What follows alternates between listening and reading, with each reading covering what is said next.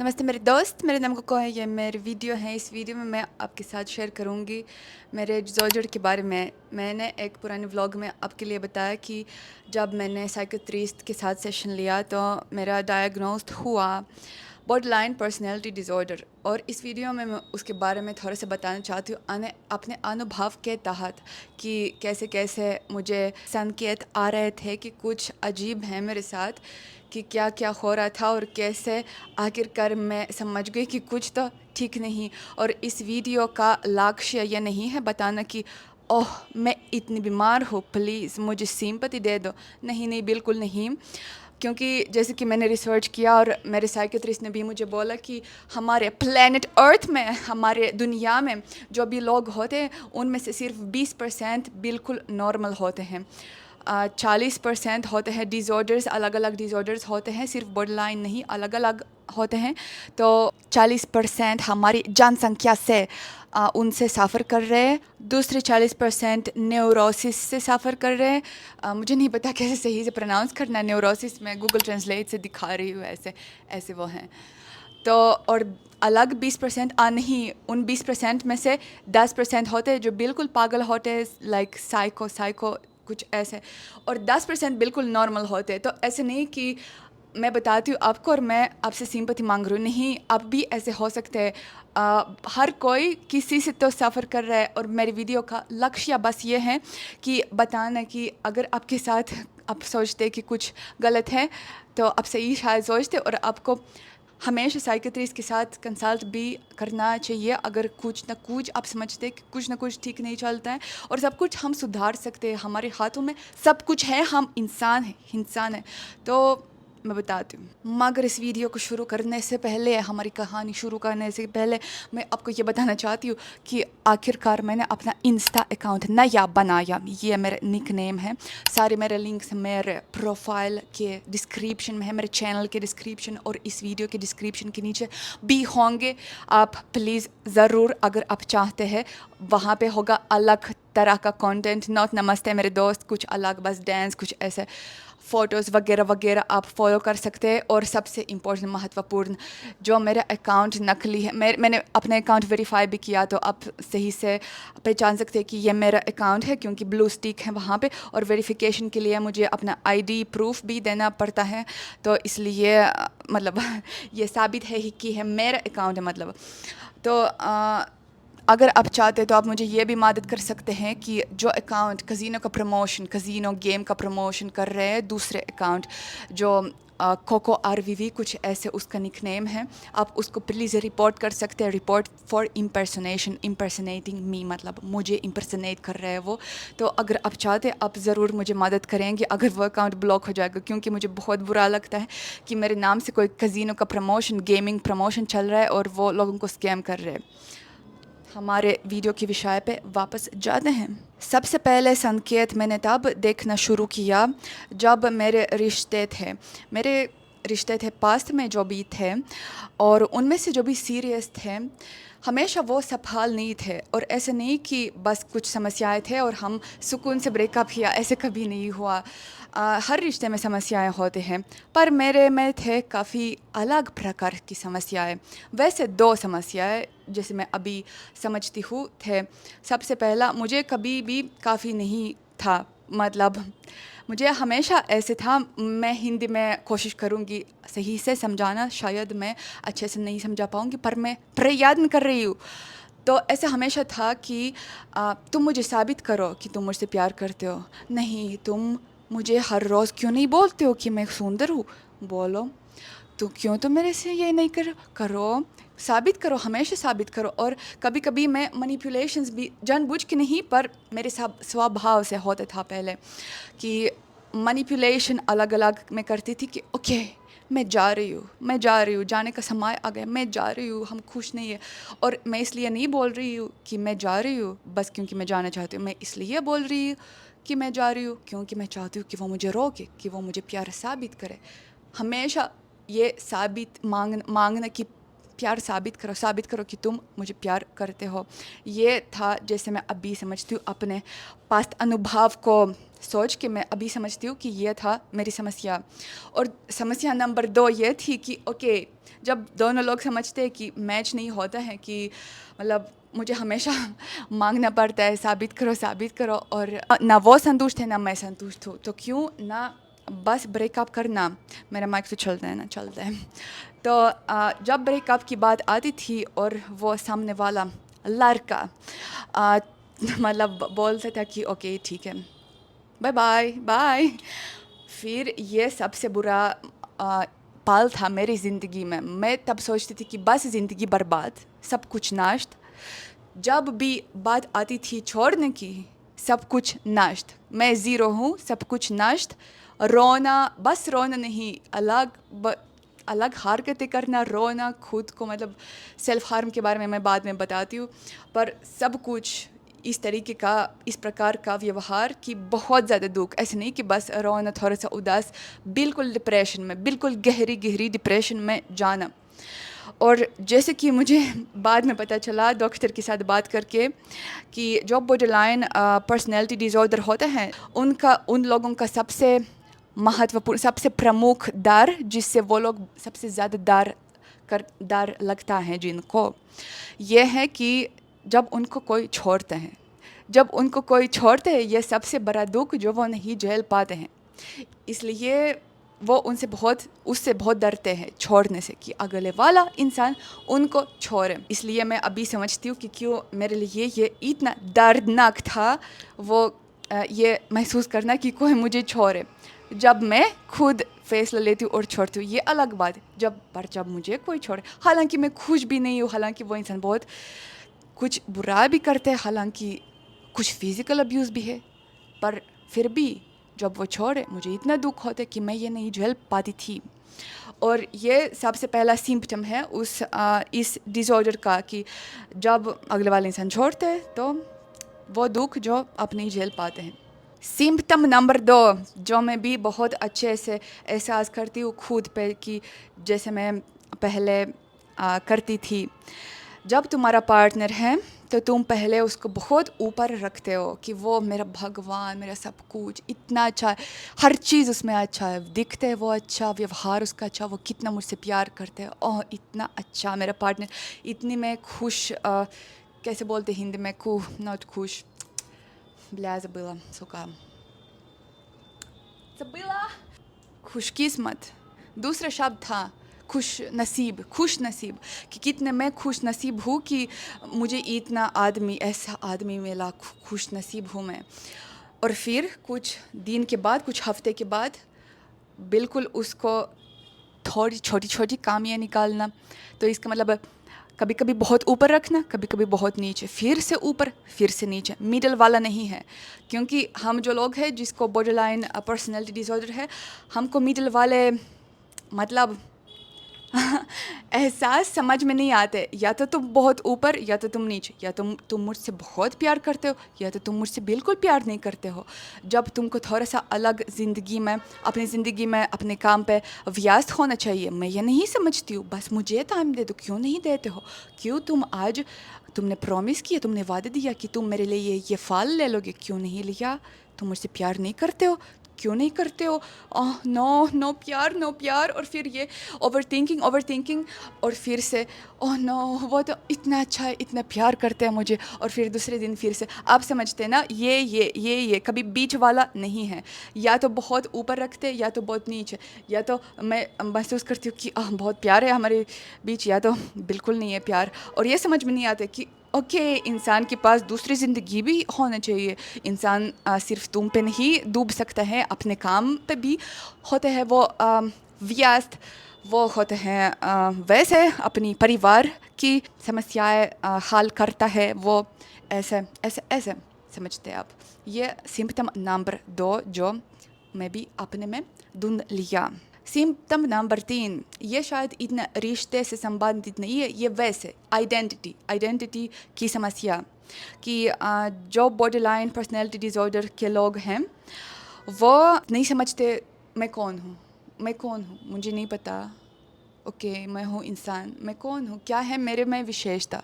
Okay दूसरे लोग होते हैं, वो डॉक्टर्स होते हैं, वो होते हैं बॉडी बिल्डर्स होते हैं, हाउसवाइफ जो बच्चों का ध्यान रखते हैं, और मैं क्या, मुझे नहीं पता मैं क्या चाहती हूँ इस दुनिया में, मैं क्या चाहती हूँ इस दुनिया से, क्या मैं लोगों को अच्छा करना चाहती हूँ, कैसे, कौन मैं हूँ, मुझे नहीं पता।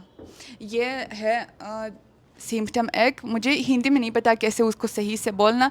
इन राशन में हम बोलते расщепление личности, जब तुम्हारी आइडेंटिटी ऐसी ऐसी है, कैसी है हिंदी में बहुत मुश्किल समझाना, कि तुम्हारी आइडेंटिटी ऐसी है कि तुमको नहीं समझ आता है कि तुम कौन हो, कि तुम्हारी आइडेंटिटी मतलब बर्बाद है, तुम्हारी आइडेंटिटी क्या है तुमको नहीं पता है, कि क्या तुम चाहते हो ज़िंदगी से, क्या तुम चाहते हो करना, नहीं पता मैं कौन हूँ, मैं बस कोई नहीं हूँ, मैं बस ज़ीरो हूँ, मैं बस बेकार इंसान हूँ, बेकार क्या है मैं हूँ, मैं तो कभी कभी ऐसा लगता है था, मतलब सिर्फ मुझे नहीं, सारे लोगों को जिसको ये होता है कि अरे क्यों मैं क्यों ही मैं रहूँ इस ज़िंदगी, क्यों मैं रहूँ, मतलब इतने बेकार हूँ मैं, क्यों ही रखना रहना, मतलब अब समझते हैं ना। तो ऐसे होते हैं।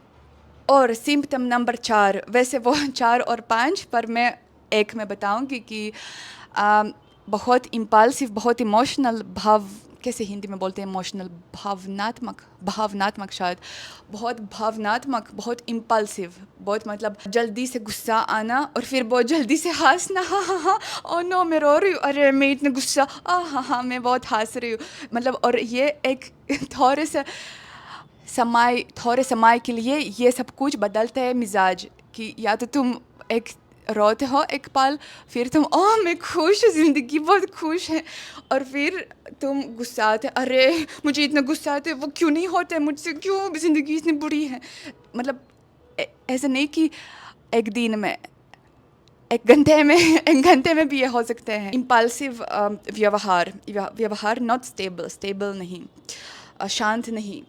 और इसके साथ मैं ये भी सिम्पटम बताऊंगी, इसका नाम है सेल्फ हार्म। आपको मतलब ये जो आपने देखा मेरा ये वाला शॉर्ट्स, जब आप बोलते हैं कि तुम्हारा हस्बैंड बहुत अब्यूज़िव, नहीं ये मैं हूँ मतलब मैं अब्यूज़िव नहीं हूँ, मैं खुद के लिए हूँ अब्यूज़िव, इट इज़ कॉल्ड, ये इसका नाम है सेल्फ हार्म। जब तुम कुछ झेल नहीं सकते हो, ये मेरे साथ पहली बार उस टाइम नहीं हुआ, मेरे साथ पहले भी हुआ जब मेरे पहले वाले रिश्ते थे, और जिसकी मुझे याद है मेरे बचपन पे भी हुआ, जब कुछ और मतलब ऐसे नहीं, कभी ऐसा नहीं हुआ कि मैं मरना चाहती हूँ, अभी मैं योजना बनाती हूँ कैसे मैं जाऊँ और मर जाऊँ, मैं ये खरीदती हूँ, ऐसा रोब खरीदती हूँ और साबुन खरीदती हूँ और ऐसे फांसी उस लगाती हूँ, ऐसे कभी नहीं, मतलब मेरे साथ ऐसे कभी नहीं होते हैं बॉर्डरलाइन डिसऑर्डर लोगों के पास, लेकिन मेरे साथ ऐसे कभी नहीं हुआ कि मैं योजना बनाऊँगी कैसे मैं आज मर जाऊँ, नहीं, इतने तक मैं नहीं गई, इतने हद तक सब कुछ बुरा नहीं है। पर होते हैं कई, वो उस विषय तक जाते हैं जब मैंने बोला कि बहुत डर है, जब हमको छोड़, मतलब मुझे छोड़ते हैं ना, जब महसूस करते हैं कि तुमको किसी ने छोड़ा, हालांकि तुमको पता है कि इस इंसान के साथ क्या है ज़िंदगी, खुशी भी नहीं है, पर जब वो छोड़ते हैं ये सबसे दर्दनाक। तो उस पल जब वो मतलब छोड़ने की बात, ऐसे नहीं कि वो छोड़ना चाहते, पर वो बोलते ओके इस रात को हम अलग, क्योंकि तुम शांत हो जाओ, शांत, और ओके एक रात के लिए भी छोड़ना मेरे लिए था, मतलब कि नो क्यों, मतलब तुम प्यार नहीं करते हो, अगर तुम एक रात मुझे नहीं झेल सकते इसका मतलब है प्यार क्या तुम्हारा है, और फिर ये अनकंट्रोल, मतलब कंट्रोल नहीं कर सकते, ये जो इम्पल्स आते हैं एकदम से आते हैं कि खुद को कुछ करना, ताकि तुम जो तुम्हारा इमोशनल दिल का दर्द, मतलब ऐसे बोलूँगी थोड़ा सा इस मतलब शब्दों से, पर सच में मतलब जो तुम्हारा आत्मा का दर्द, उसको तुम भूलने के लिए तुमको आप खुद को फिज़िकल दर्द देते हो, तो मतलब ये बहुत बुरा है, ये करना नहीं चाहिए। और यही था सबसे आखिरी, मतलब जो मेरे साथ 1 महीना पहले हुआ, जो मैंने खुद मतलब किया, ये वो ही था। वो ही पल था जिसने मुझे मोटिवेट किया कि मुझे साइकियाट्रिस्ट के साथ कंसल्ट करना चाहिए, क्योंकि पहले मुझे नहीं हाँ, मुझे लगता था कि कुछ तो ठीक नहीं, पर मुझे कभी भी अंदाज़ा नहीं था मैंने अंदाज़ा नहीं लगा सकती थी कि मुझे कुछ बॉर्डरलाइन डिसऑर्डर कुछ डिसऑर्डर में मैंने सोचा मैं ओके मैं इतने नॉर्मल नहीं हूँ पर ठीक हूँ, मुझे लगता है मैं ठीक हूँ, पर नहीं ऐसे निकला कि पहले मेरे साइकोथेरेपिस्ट के साथ सेशंस होते हैं, वो तो हमेशा होते हैं थेरेपिस्ट के साथ, पर थेरेपिस्ट डॉक्टर नहीं होते हैं, साइकोथेरेपिस्ट के पास साइकोलॉजिकल एजुकेशन होता है, और जो साइकोट्रिस्ट वो मतलब चिकित्सा का एजुकेशन मतलब मेडिसिन, वो साइकोट्रिस्ट होते हैं जो मेडिसिन भी प्रिस्क्राइब कर सकते हैं। और फिर पहले मैं थेरेपिस्ट के साथ सेशन पे ये मेंशन किया, ये जिक्र किया कि मेरे साथ ऐसे ऐसे मैंने किया खुद के साथ। फिर उसने मुझसे कुछ सवाल पूछ के बताया कि तुम्हारे पास सिम्टम्स है बॉर्डरलाइन पर्सनालिटी डिसऑर्डर के, और तुमको साइकियाट्रिस्ट के साथ कंसल्ट करना चाहिए ताकि तुम वो साबित करेगा कि सच में है या नहीं है। फिर मैंने साइकियाट्रिस्ट के साथ भी कंसल्टेशन लिया, ऑफ कोर्स ऑनलाइन, क्योंकि मैं राशन साइकियाट्रिस्ट के साथ, ताकि मैं राशन भाषा में जब मैं बोलती हूँ मुझे ऑफ कोर्स ज़्यादा समझ में आता है। साइकियाट्रिस्ट भी राशन था, मतलब ऑनलाइन था कंसल्टेशन। तो उसने मुझे 20 सवाल पूछ के पास्ट के बारे में, बचपन के बारे में, अभी के बारे में। उसने ये कैसे हिंदी में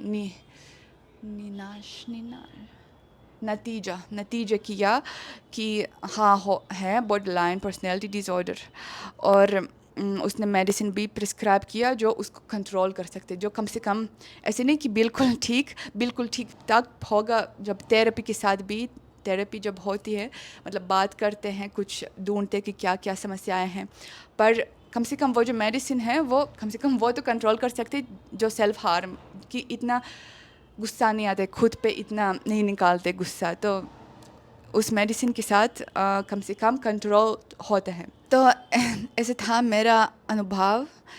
आप अगर रिलेट करते हैं, आपके साथ अगर सिम्टम्स होते हैं, वैसे बॉर्डरलाइन डिसऑर्डर पर्सनालिटी डिसऑर्डर के 9 सिम्टम्स होते हैं राशन के हिसाब से, मतलब राशन मेडिसिन के हिसाब से शायद इंडिया में कुछ अलग हो सकता है, पर राशन के हिसाब से 9 सिम्टम्स होते हैं। तो मेरे ऑलमोस्ट सारे थे, या बिल्कुल सारे मुझे याद नहीं है, बस मुझे ये 5 सिम्टम्स जो मैंने बताया सबसे ज़्यादा थे। अगर आप भी रिलेट करते हैं इससे, अगर आप पहचान सकते कि आप भी ऐसे हैं जैसे मैंने बताया कि खुद के बारे में, तो ज़रूर आप मत रोको, आप ज़रूर मदद के लिए साइकियाट्रिस्ट के साथ, साइकोथेरेपिस्ट के साथ जाइए, ऑनलाइन सेशन ले लीजिए, क्योंकि खुद को इसके साथ इस गुजारना बहुत कठिन है, बहुत कठिन है। और थोड़ा सा ऑप्टिमिस्टिक के बारे में बताती हूँ कि वो बिल्कुल क्योर नहीं हो सकता कि बिल्कुल उससे नहीं छुटकारा पा सकते हैं लोग कि उस डिसऑर्डर से, क्योंकि ये स्वभाव है, मतलब स्वभाव कैसे मैं खुद को बदल दूँ अगर मैं ऐसी हूँ, पर उसको कंट्रोल कर सकते ताकि ये सिम्टम्स ना आए, ताकि तुमको इतना डर ना लगे कि लोग जब तुमको छोड़ते और तुम समझते हो कि ओके हमारा मैच नहीं होता है, हम नहीं है खुश था, तो ओके छोड़ते है तो छोड़ने दो, मैं खुद ही खुश हूँ, मैं खुद ही कुछ हूँ इस ज़िंदगी में, कुछ तो हूँ मैं इस ज़िंदगी में, कुछ तो छोटे सा हूँ पर कोई बात नहीं, कुछ तो हूँ। तो अगर खुद कोई ऐसे बोलते, ऑफ कोर्स अकेले को ऐसे मुझे लगता है मुमकिन नहीं है उसके साथ गुजारना, मगर हेल्प के साथ, मदद के साथ, साइकोट्रिस्ट और साइकोथेरेपिस्ट के साथ, क्योंकि वो टेक्निक्स भी बताते हैं कैसे आप खुद को रोक सकते हैं जब वो पल आता है कि जब बहुत बेइंतहा गुस्सा आता है और आप खुद को नहीं कंट्रोल कर पाते, वो बताते हैं खास विशेष टेक्निक्स कि कैसे कैसे आप इस हालत को संभाल सकते हैं, खुद को संभाल सकते हैं। और बस आखिर में मैं ये बात बताना चाहती हूँ कि मुझे इससे भी थोड़ा सा गुस्सा आता है कि जब लोग बोलते हैं कोई बात नहीं, ये साइकोथेरेपिस्ट साइकोट्रिस्ट वो कुछ भी बताते हैं, बस पैसे के लिए तो वो कुछ भी बताते हैं, कुछ भी बताते हैं, वो बस विश्वास मत करो, बस तुम गलत लड़के के साथ हो, बस दूसरे लड़के के साथ होंगे तो इतने खुश होंगे, तुम बस गलत लड़के के साथ हो, तुम ऐसे कुछ नहीं होता है। मतलब पता नहीं क्या बोलूं जवाब में मैं उन लोगों को, पर मैं अभी बोलती हूँ कि और ये अजीब नहीं है कि मेरी सारी ज़िंदगी में मैं उन आदमियों के साथ ही जो मेरा बिल्कुल दर्द था, बहुत ज़्यादा रिश्ता, जो ये शायद मेरी भी समस्या थी कि मैं एक रिश्ते में थी जब मुझे आदमी फिज़िकल अब्यूज़ भी करते थे, मारते भी थे, जब मैं दूसरे देश में थी बिल्कुल अकेली पेरेंट्स के बिना।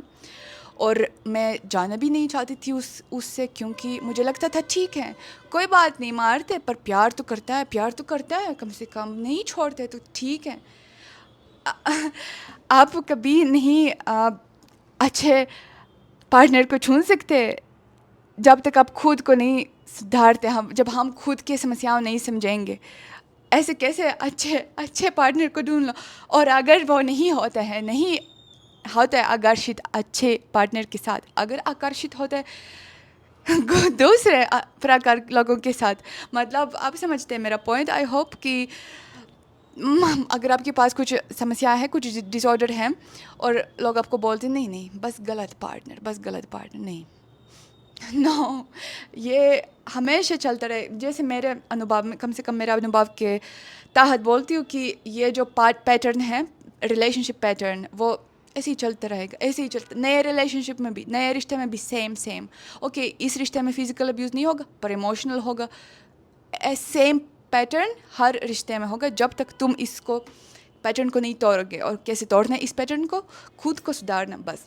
ये थी मेरी कहानी। अगर आपके पास भी कोई डिसऑर्डर है, क्योंकि वैसे डिसऑर्डर्स बहुत सारे होते हैं, 10 शायद या 12 कुछ ऐसे, मतलब ज़्यादा होते काफ़ी। और मुझे पता है कि हर किसी के साथ कुछ तो समस्या है। आप कमेंट में शेयर कर सकते हैं, और कैसे अगर आपने अपनी समस्या को हल किया, कंट्रोल किया, तो आप बता सकते हैं कि कैसे कैसे आप कभी साइकोथेरेपिस्ट के पास गए या नहीं गए। मुझे अच्छा लगेगा ये पढ़ना कमेंट्स में। अगर ये वीडियो आपकी थोड़ी सी मदद की, आपको अच्छी लगी, आप मेरे चैनल को ज़रूर सब्सक्राइब कीजिएगा। लाइक की बटन दबाइए, अगर बुरी लगी तो डिसलाइक बटन भी दबा सकते हैं, मगर मुझे बहुत बुरा लगेगा। अगली वीडियो में हम ज़रूर मिलेंगे। और मैं ये भी एक और बार दोहराना चाहती हूँ, मेरे नया इंस्टा फॉलो करो प्लीज़ अगर चाहते। फेक इंस्टा रिपोर्ट करो। और ये एक और भी बात है कि मैं फ़ेसबुक पे कभी 8 साल से मैं नहीं चलाती थी फ़ेसबुक। 6 या 8 साल मुझे लगता है। जब मैं स्कूल में थी तब पिछली बार आखिरी बार चलाया फ़ेसबुक। तो जो भी फ़ेसबुक मेरा है वो भी फ़ेक है, बस उसको कैसे रिपोर्ट करना मुझे नहीं पता। बस मैं आपके लिए बताती हूँ कि फ़ेसबुक पे मैं भी नहीं हूँ।